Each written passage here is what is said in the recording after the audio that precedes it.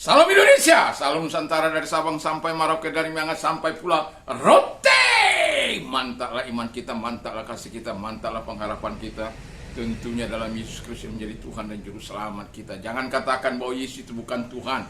Jangan katakan pula bahwa Yesus itu bukan Juru Selamat. Dia adalah Tuhan sekaligus Juru Selamat. Kalau engkau percaya, engkau akan selamat. Bagi mereka yang tidak percaya, akan dihukum dan tangisan yang sangat mengerikan apabila datang penghakiman itu. Tapi saya sebagai hamba Allah sama katakan, jangan sampai terjadi. Percayalah kepada Tuhan Yesus Kristus, engkau dan seisi rumahmu akan diselamatkan. Puji nama Tuhan, sedikit ribut, tetapi saya mengucapkan selamat pagi bagi kita. Dan mari kita berdoa. Terima kasih Tuhan, engkau tetap mengambil kendali dalam semua alam semesta ini, dalam seluruh kehidupan umat manusia, termasuk hidup kami. Dalam nama Yesus kami berdoa. Haleluya. Amin.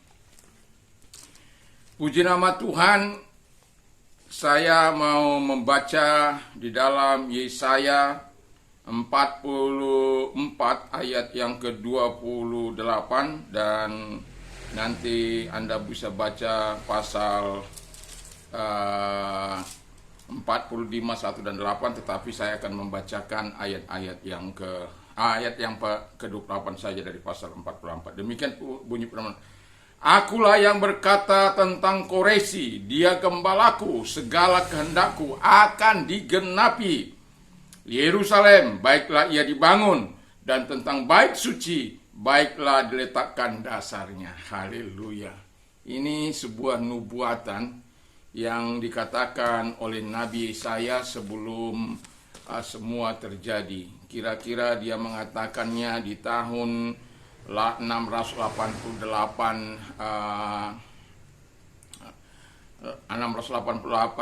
before Christ, sebelum Kristus. Tidak sampai digenapinya di tahun 539 before Christ, sebelum Kristus. Jadi ada beberapa tahun setelah itu. Dan ada beberapa yang menubuatkan kembalinya Israel dalam pembuangan dari pembuangan ke Yerusalem. Yang mau saya katakan adalah ini sesuatu yang sangat luar biasa. Tema kita God is control, Tuhan yang mengendalikan. Jadi kalau Tuhan yang mengendalikan, dia tahu siapa yang harus dipilih. Dan nubuatan ini belum terjadi di mana si Koresi pun belum lahir. Haleluya.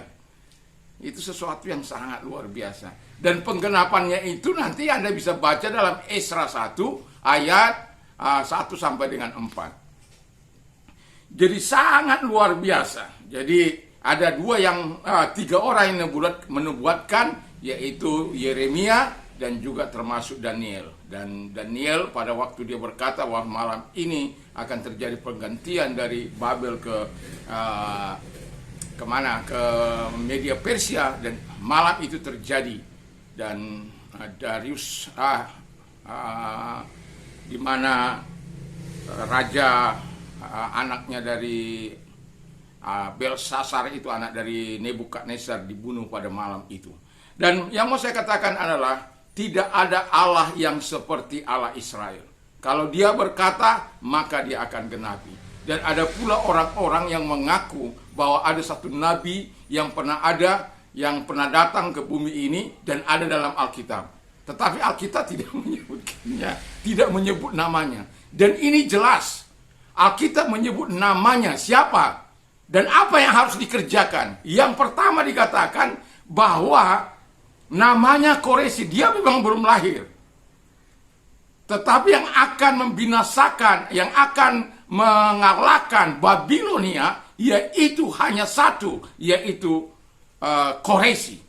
Dan setelah dia mengalahkan Koresi, apa yang dilakukan? Sebagaimana firman Allah dalam pasal 44 ayat 5, aku yang berkata tentang Koresi, dialah gembalaku, segala kehendakku akan digenapinya. Jadi karena dia menjadi gembala atau menjadi pemimpin pada waktu itu, di zaman itu, raja-raja di seluruh negeri di bawah pemerintahannya semuanya.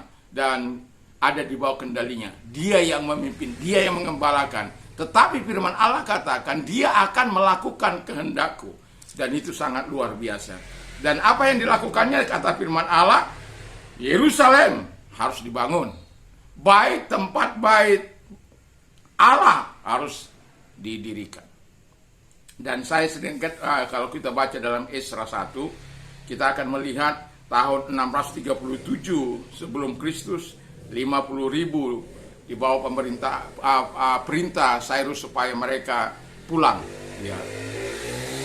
Dan semua hal didanai, dan termasuk apa yang untuk Bokor yang diambil oleh Raja Nebukadnezar pada waktu dikembalikan, dan biaya ditanggung semua. Wow, sebab dia akan melakukan kehendakku. Dia bukan melakukan kehendaknya, tetapi dia akan melakukan kehendak Allah Israel itu. Dan apakah dia bangun? Dan itu sebabnya saya mengatakan, sebagaimana yang dikatakan oleh firman Allah, itulah yang dilakukan oleh Nebukadnezar, oleh Raja Koreshi. Dan kemudian kita melihat tahun 458 sebelum Kristus, 2000 orang laki-laki saja dengan keluarganya di bawah pemerintahan Artasasta, ya, di bawah pimpinan Esra. Kalau yang 50 di bawah pimpinan Zerubbabel. Lalu kemudian the small group 445 before Christ, itu di bawah pimpinan Nehemia. Jadi kalau kita melihat, kalau apa yang dikatakan Tuhan itu akan terjadi, nanti sore nanti akan saya katakan bagaimana Tuhan memerintahkan Nebukadnezar ini. Sebenarnya Tuhan perintahkan hambaku Nebukadnezar untuk menghancurkan Israel yang tegar tengkuk keras kepala, disebut namanya. Dan mereka berada dalam pembuangan yang begitu lama, 70 tahun. Sebelum 70 tahun Allah tidak berbuat apa-apa. Dan itulah sebabnya Yeremia, nanti sore kita lihat bagaimana Tuhan menyatakan kuat kuasanya. Jadi jangan pernah mengaku-ngaku dari sana itu bahwa ada seorang nama yang tidak tahu juntrungnya dari mana yang harus dipaksakan. Kalau Allah berkata, itu jelas. Allah Abraham ketika dia berkata, dia akan jelas. Kalau dikatakan Koreshi yang datang, akan Koreshi. Yesus yang datang, akan Yesus yang datang. Kalau dia katakan Nebukadnezar yang datang, akan datang Nebukadnezar itu. Kenapa? Dia yang mengetahui. Dia dari kekal kepada kekal. Tidak ada Allah yang seperti dia. Itu sebabnya dia mengendalikan alam semesta ini, mengendalikan kehidupan manusia. Jadi kalau kita percaya kepada Allah yang kita kenal di dalam nama Yesus, itu sesuatu yang sangat luar biasa. Yesus pun sudah dinubuatkan jauh sebelum kedatangannya. Tetapi saya tidak sedang menyinggung itu. Ini yang mau saya katakan, bagaimana kembalinya orang Israel dari pembuangan dan penggenapan yang dilakukan. Siapa yang mengalahkan Nebukadnezar jelas, dan siapa yang membawa menawan orang Israel jelas, dan sesuatu yang sangat luar biasa. Jadi jangan pernah ragukan Allah di dalam kehidupan kita. Jangan pernah ragukan Allah mengontrol kehidupan kita. Allah tidak akan pernah salah membawa engkau kepada kehidupannya. Allah tidak akan pernah salah membawa engkau kepada kemerdekaan yang sesungguhnya. Allah tidak akan pernah salah untuk memberikan yang terbaik bagimu. Dan itulah sebabnya saya mau katakan, Allah itu ketika berfirman jelas. Dan itu sebabnya ketika Tuhan berkata, aku akan memberkati engkau jika engkau sungguh-sungguh mendengarkan Tuhan Allahmu. Pertanyaan saya adalah, apakah kita menjadi pelaku firman Allah atau tidak? Apakah kita memegang kebenaran firman Allah dan melakukan kehendak Allah atau tidak? Apakah kita taat kepada Allah atau tidak? Dan sebagaimana orang Israel yang tidak taat, dan pada akhirnya mereka dibuang, dicampakkan oleh karena raja-raja yang hidup tidak takut akan Tuhan. Sudah diingatkan para nabi, begitu banyak nabi-nabi Tuhan mengingat, termasuk Nabi Yesaya, Yeremia, itu mengingatkan secara keras, dan nabi-nabi yang lain. Tapi mereka tidak mau dengar. Dan nanti sore saya akan menyampaikan bagaimana kalau si si ini mengatakan dari sisi